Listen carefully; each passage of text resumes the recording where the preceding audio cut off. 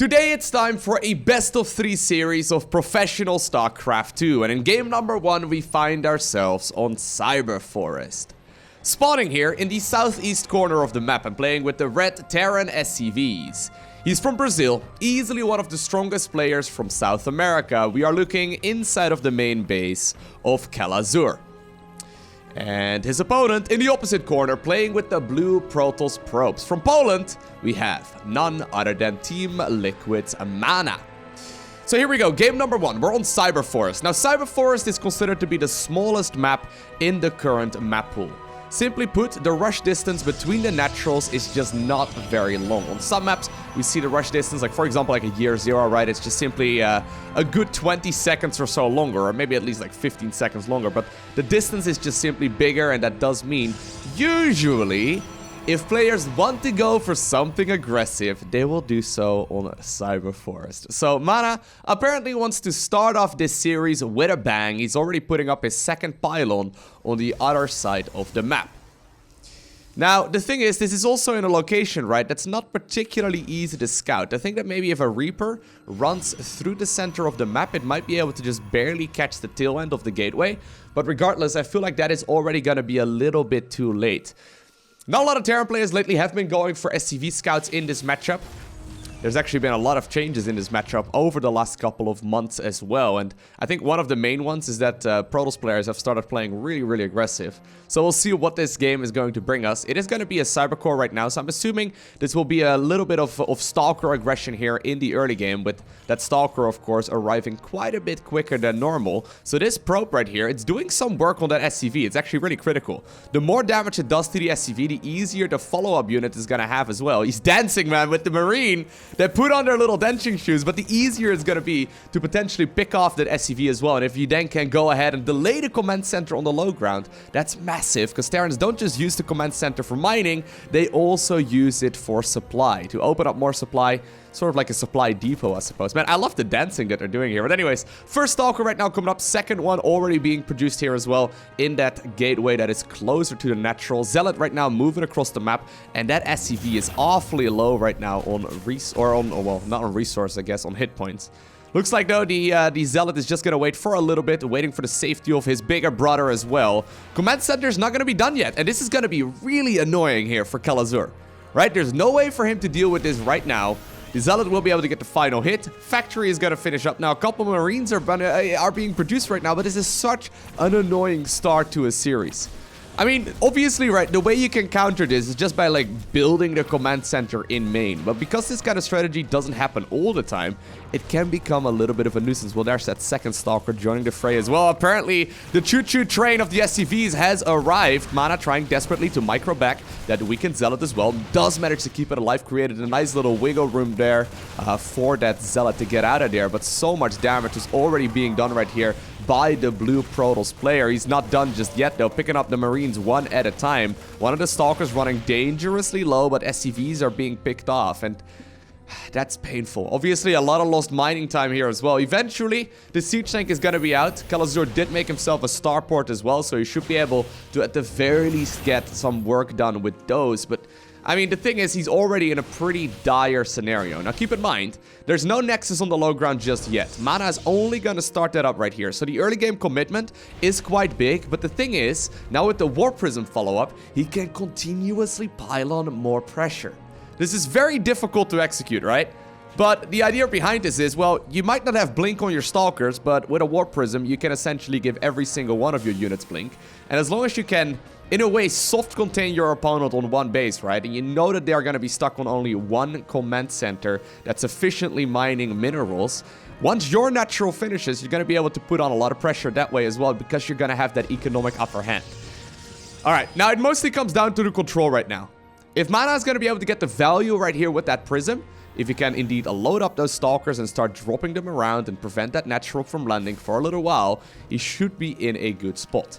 I like this, though. Banshee follow-up right now by Kelazhur. He's going for the second siege tank as well. Siege tank's obviously very good. They can shell away at a very long distance, and already you gotta be cautious. But usually, right, Stalkers can find an angle to engage into. And how are you gonna fight this? This is just so annoying.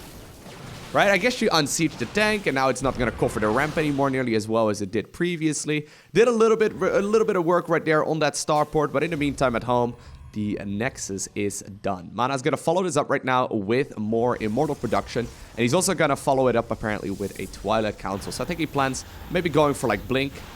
Ooh, maybe going for charge. We'll see what he has got going for him. Okay, it is going to be charge indeed. Now this is what I mean.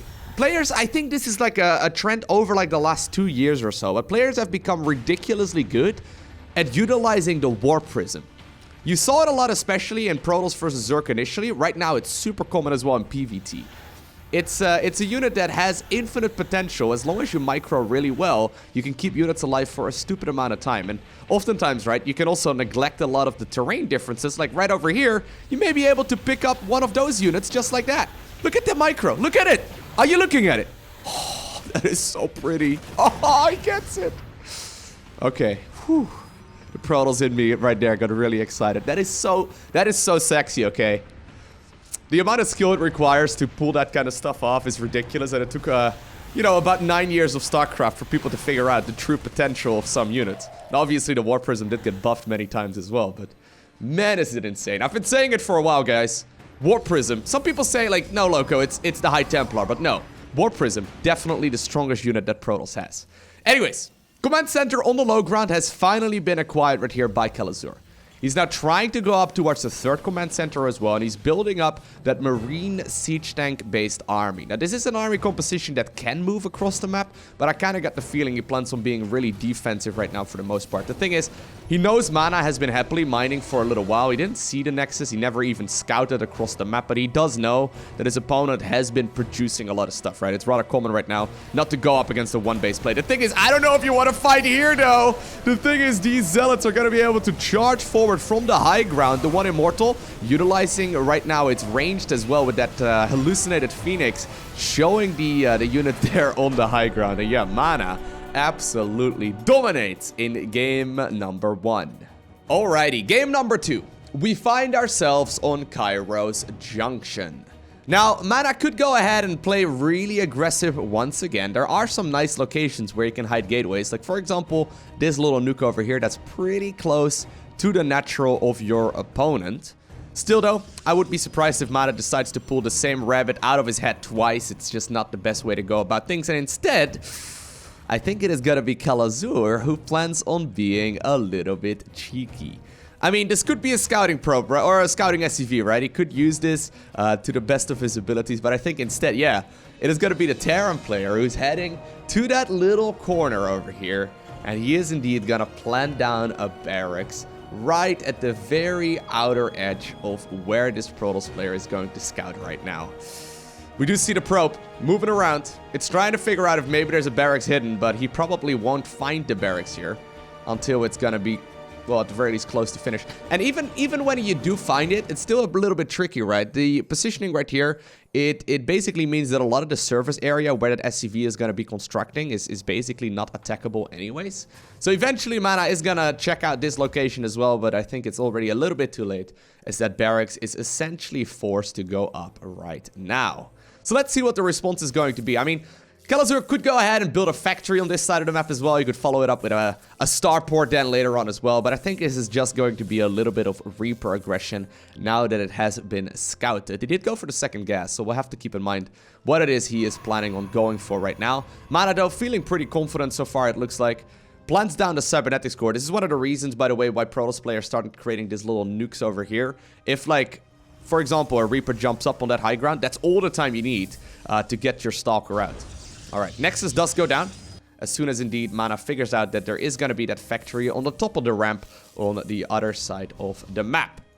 First Reaper man is out, second one will be coming up as well. Zealot is currently making its way towards the other side instead.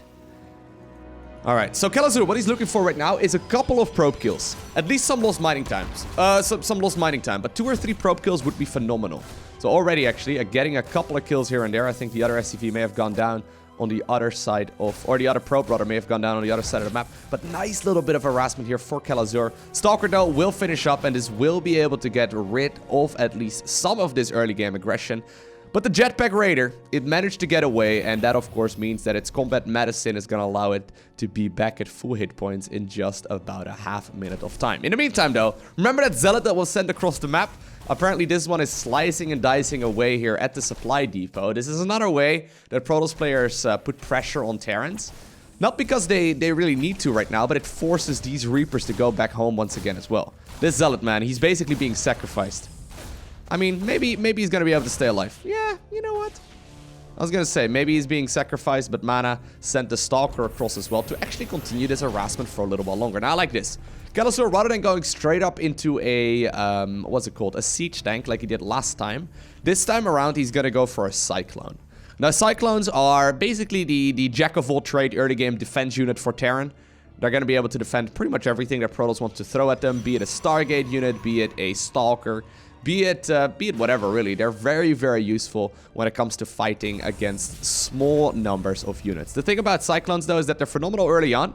The bigger the Terran armies become, or the bigger, rather, well, I guess the Terran armies, but also the Protoss armies become, the easier it is to pick them off. They don't have a lot of hit points, but they're very, very microable and very, very, well, there you have it. See, that's beautiful. I love that. But they're very, very difficult to play against here in the early game for Protoss. All right. So it looks like we're setting ourselves up for a bit more of a macro stage, right? The Nexus is done on the low ground. Mana certainly has got himself in a good position. Considering the early game, he lost a couple of probes. 4 probes in total, but with the speed advantage right here, right? The time advantage that he created for himself when he built that Nexus on the low ground much earlier, he should be able to catch up in that work account just fine. You can see already he's up to 35 probes versus 29 SCVs. And a lot of those SCVs are currently oversaturating the main base as Kelazhur finally finishes up his second command center here as well. Alrighty. So, where exactly is Terran going to take this one right now? He's sitting in a very defensive posture, right? There's going to be that Banshee. He did go for the Banshee Cloak, so that's nice. But already, Mana has got a next step in the plan, right? He's climbing that Protoss tech tree. He's got the robotics facility done. Robotics Bay right now done as well. Or at the very least, it's just about to finish. Well, okay, it's about halfway done. But he's going to be able to start making Disruptors and Colossi in just a little bit. Here's the thing, though. That one Banshee, it's being annoying. It's mostly just forcing these Protoss units to stay at home, right? If you know that the Banshee's out there, you don't really want it to harass your mineral line for too long. One shield battery is going to be enough here for the time being, but it's forcing a lot of these Protoss units to stay at home. But I think that's perfectly fine for Mana, who just now finishes up the Robo Bay. So let's see. I think he's going to go for Colossus. They have become a little bit more popular lately. Now, 2 Banshees, of course, is a much stronger army. 2 Banshees allows them to one-shot these probes rather than... you know, just seeing them get a little bit of damage onto those shields and then immediately repaired back up by the shield battery. But it is indeed going to be Colossus play with extended thermal lens. So Colossi, they are a little bit different from the unit that we know from the past. Nowadays, they deal significantly more damage to light units, and the majority of the units on the production tab right now for Kelazhur are light. Marines, of course, are considered to be light units. They take a lot of damage from Colossi. Although, of course, Marauders and whatnot, they are not light. They will be a pretty good match at the very least in the early game against that quick Colossus play. But I like this here from Mana, going for a bit of variety here in the second game of this series. What this is likely building up to right now for Protoss is that big Protoss Death Ball, right? That's kind of what you're looking for at this point. You just kind of want to make a lot of stuff, you want to make a lot of units, and then eventually move across. If you get a second source of splash damage, that's phenomenal. Now, I like this. Where's the Observer at? Oh, the Observer actually was apparently moving across the map, scouting what's going on. There's actually only a single one. I figured he would have made a second one as well, but there's only a single one. Right now, the second one will come out as well. That's going to hurt some of that Colossus production. I guess he really was worried about a potential timing push there from Kelazhur, so he decided to prioritize the production there of the Colossus instead. But it's not the case. Mana is going to be allowed to sit back and make that really nice Protoss army. I was saying, though, once you get up to, like, the second source of splash damage, right? That's when Protoss becomes really scary. Once you get those 5th and the 6th assimilator mining, that's when you can start going up to High Templar and Colossus tech. And that's a lot scarier than just Colossi. We'll see, though, what Kelazhur wants to do. Kelazhur, though, playing mostly a passive game so far. I mean, obviously, we did see him put down that barracks on the other side of the map, but other than that, he's been playing a very, very passive, laid-back Terran style. There we go. Templar Archives coming up here for Protoss, right around the same time as that third Nexus is finishing up.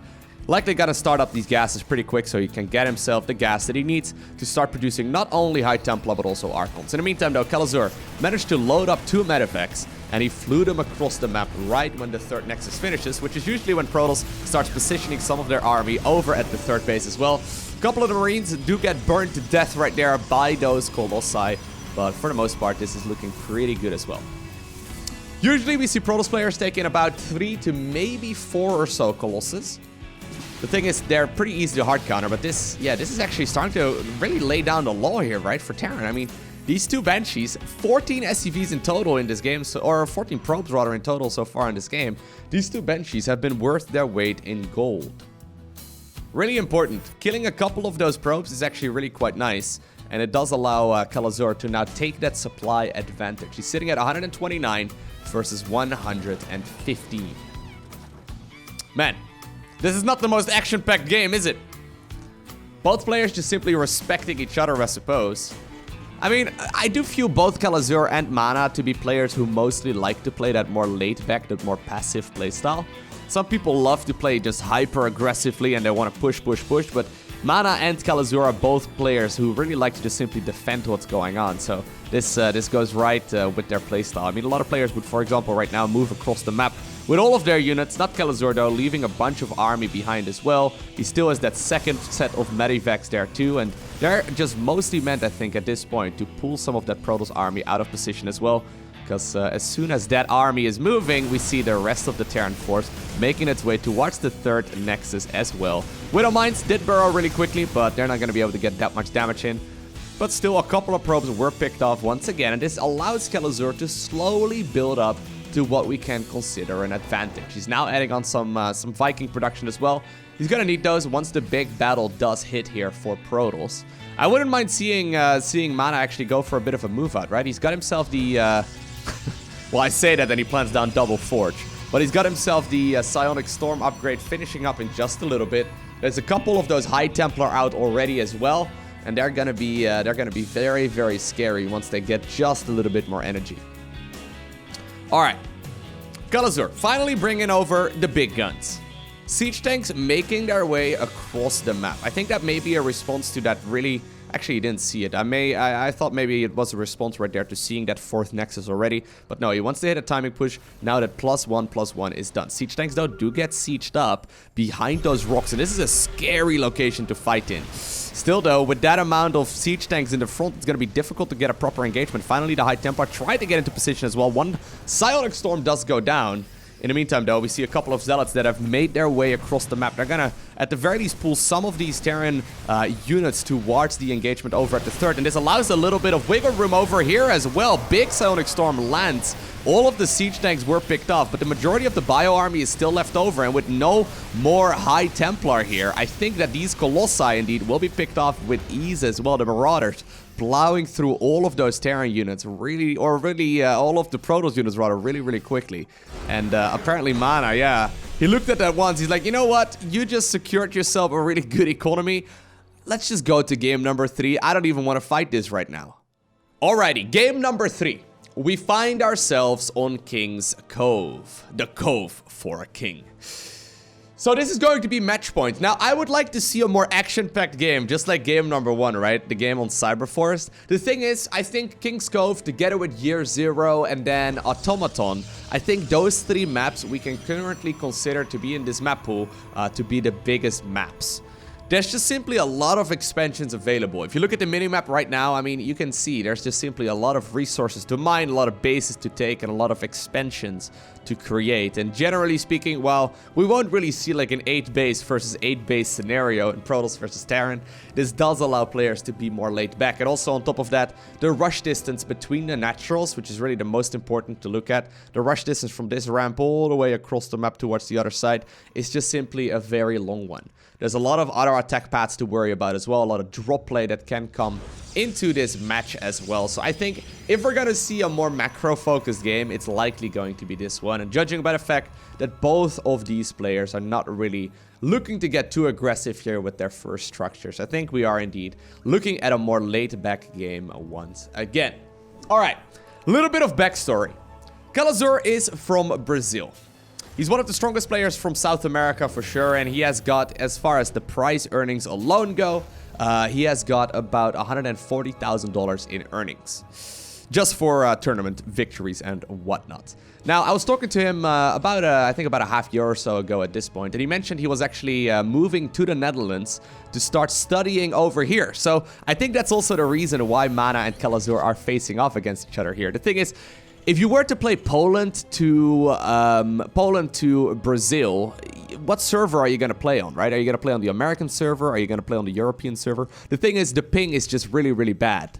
This is one of the things that a lot of players feel very, very sensitive about, and I'm one of them as well.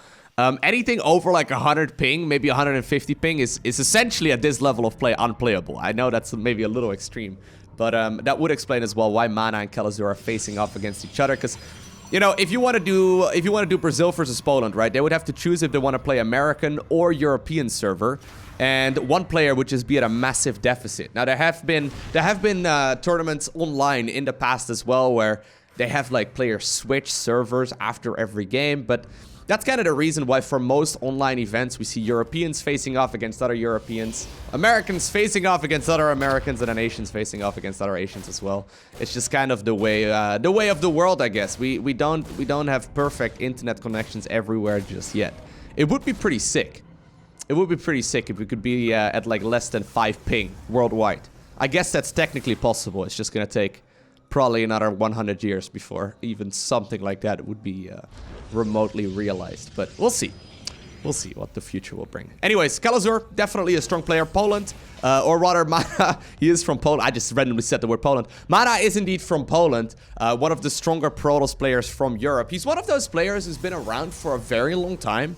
I remember watching Mana play back in I think 2011 or so, when I first really started getting into the pro scene of StarCraft myself. He's been around for many years, and well, sometimes players have like a time period, right, where they seem to dominate, where they have like a couple of years where they seem to be unbeatable. Mana is one of those players who's been around for many years and who still has absolute strokes of brilliance. Now there's one probe on idle.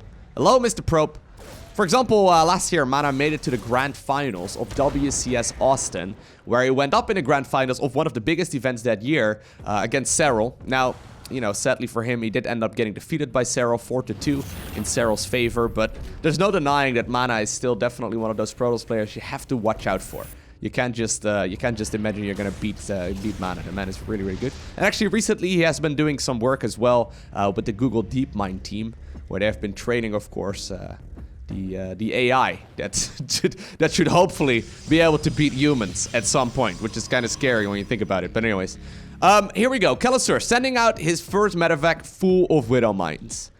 It's a risky trip, but someone has to take it. The Phoenixes somehow, some way, did not see it. I think it just went straight in the middle right there. I think that would qualify as like a Terran split. Oh my god. Just like bowling all over again. Anyways, one Phoenix went over there, the other one went over there, and the medevac flew right through the center.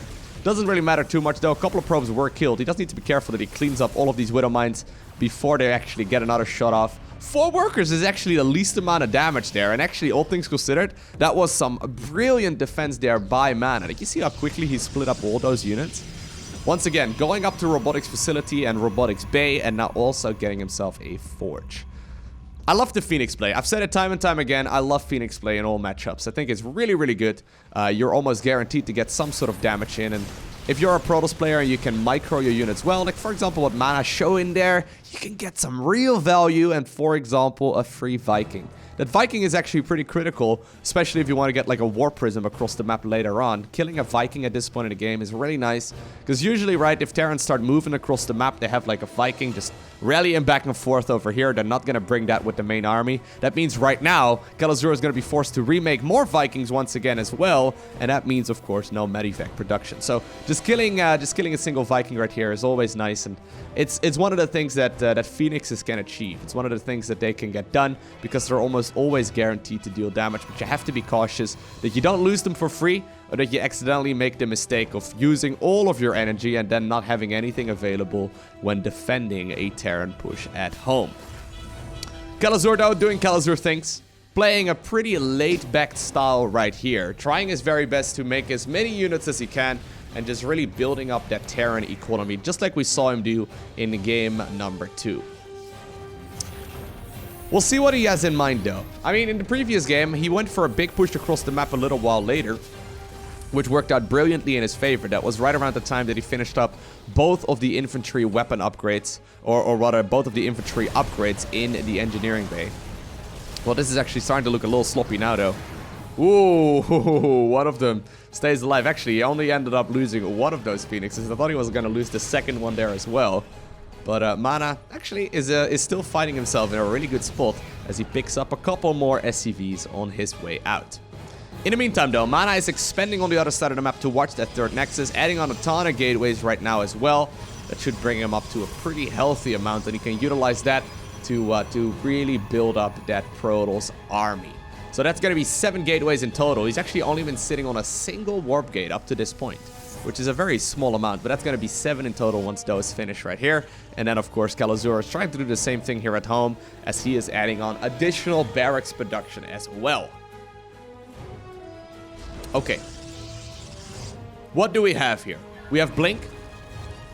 Charge is likely going to be as a follow-up here as well for Mana. He's going to go for the extended thermal lens once again as well, and he is going to be able to build up that Colossus count.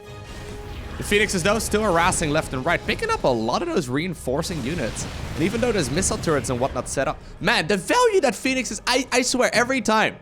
Why do people not make more Phoenixes? I swear, they're so good. Look at the value of kills so far. This is primarily due to the Phoenixes right now, right? Otherwise, the Medivac aggression on the other side of the map could have been really painful as well with the Widow Mines. Look at the value of the things they've killed so far.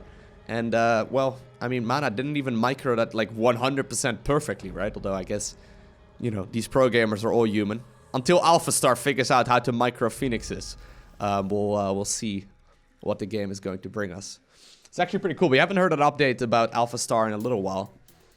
When we did, right, when we saw Alpha Star play, it's basically, for those of you unfamiliar, it's a self-trained Google AI that is teaching itself StarCraft 2, and it's learning how to play this game by itself, which is ridiculous when you think about it. But when we saw it play against pro gamers a couple of months ago at this point, one of them being Mana, they, like Alpha Star, right, was very focused on that Stalker play, which I thought was really cool. So apparently if you micro your Stalkers perfectly, it calculated that you have perfect target firing, you can get a stupid amount of value out of Stalkers. I wonder what it does once it figures out how to use Phoenixes properly as well. Anyways, here we go. Big engagement just about to happen here in the center of the map. Or will it? We see Kelazhur scanning ahead. He wants those Colossi to be baited inside of the radius right there of those siege tanks. In the meantime, though, a couple of adepts made their way across the Phoenixes, waiting to jump on this opportunity as well. Mana, ooh, feeling brave. I was gonna say, he did decide to put that one observer on top of that army, but you hear the little beep, and all of a sudden, the scan goes down. And even though it's a bit of a gamble, Kelazhur heard, I think, that army was right, or rather, that observer was right there. Now, okay, the Medivacs are in a little bit of trouble. Medivacs? Oh my god. Yeah, that's rough. That's rough. Remember the Phoenix value I was talking about? That's rough right there. That's what you want. Now, I like this this entrenched position that Kelazhur is creating. It's just that this also kind of leaves him a little vulnerable, right?